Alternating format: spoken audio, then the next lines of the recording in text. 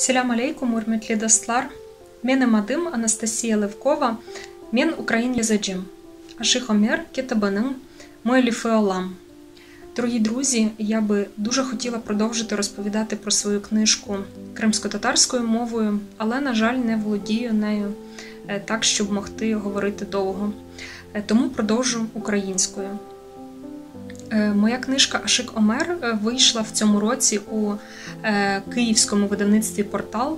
І це казка для дітей приблизно від 5 до 8 років про кримсько-татарського поета-співця 17 століття Ашика Омера. Це книжка про вибір шляху, вибір життєвої дороги, про те, як Ашик Омер прийшов до своєї місії. Ця казка базована на легенді, ця легенда досить поширена і, напевно, багато з вас її також чули. Але ця легенда ще й доповнена в моїй книжці образом міста. Тут дуже виразне кримсько-татарське місто Кьозлєв або Кьозлєв 17 століття. Сьогодні це місто носить офіційну назву Євпаторія. І у цій книжці чудові ілюстрації Ганни Приходько. Я дуже сподіваюся, що книжка сподобається і вашим дітям, і вам. Для мене дуже-дуже велика честь брати участь у кримсько-татарському книжковому ярмарку. Я дякую організаторам за запрошення і бажаю ярмарку процвітання, бажаю, щоб кримсько-татарських авторів ставало дедалі більше, щоб кримсько-татарська література поповнювалась новими чудовими творами, а класичні твори ставали відомішими. Бажаю розвиватися кримсько-татарській мові, щоб нею добре володіли всі кримські татари і щоб її також вивчали представники інших народів.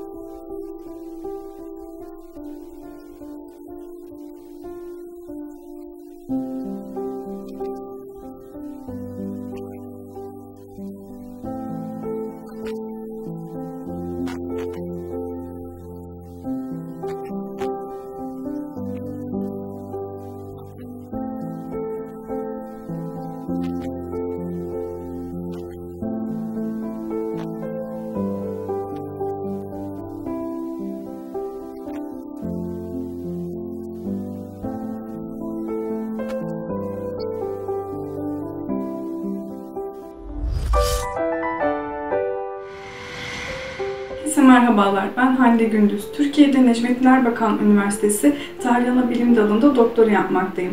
2018 yılının Mayıs ayında Kırım Mücadelesi'nin Kadınları isimli kitabımı tamamlamak üzere Kırım'a bir ziyaret gerçekleştirdim. Kırım'da bulunduğum süre zarfında dergilerden, gazetelerden, kitaplardan yararlandım. Ayrıca Milli harekete iştirak etmiş olan kadınlardan Ayşe Seyitmunatova, Vasfiye Hayırova, Şefika Konsul, Pakize Çavuş, Ediye Muradosülova gibi birçok önemli isimle röportaj yapma fırsatını yakaladım. Kırım'daki çalışmalarımı nihayete erdirdikten sonra ülkeme dönerek kitap yazım aşamalarına geçtim. Kitabımızı 3 bölümden oluşturduk. İlk bölümde Kırım Türklerinin 1944 yılındaki sürgünlerini, ikinci bölümde Kırım Türklerinin Sovyetlere karşı başlatmış oldukları milli mücadele dönemini ve sonki bölümde ise biraz önce zikretmiş olduğum isimlere ilave olarak Sıdıka Cemileva, Veciye Kaşka, Zampira Asanova, Sabriye Seyitova, Svetlana Ametova gibi birçok kadının çalışmalarına bu bölümde yer verdik. Kadınların Özbekistan'da başlatmış oldukları teşkilatlanma sürecini, yazı ve dilekçeleri kaleme alma süreçlerini, miting ve gösteri hazırlıklarını, Moskova'ya halk delegesi olarak gönderilmelerini ve 1990 yılında artık Kırım'a geldikten sonraki yaşamlarını yine bu bölümde ele aldık.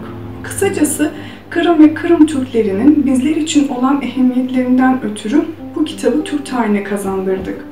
Tabii böylesine önemli olan bir fuarda sizlerle birlikte olmayı çok isterdim. Ancak dünyamızı saran salgından ötürü bunu gerçekleştiremedik. Hatta kitaplarımızı sizlere ulaştıramadık. Ben bu vesileyle siz değerli fuar katılımcılarımızı ve okuyucularımızı selamlıyor.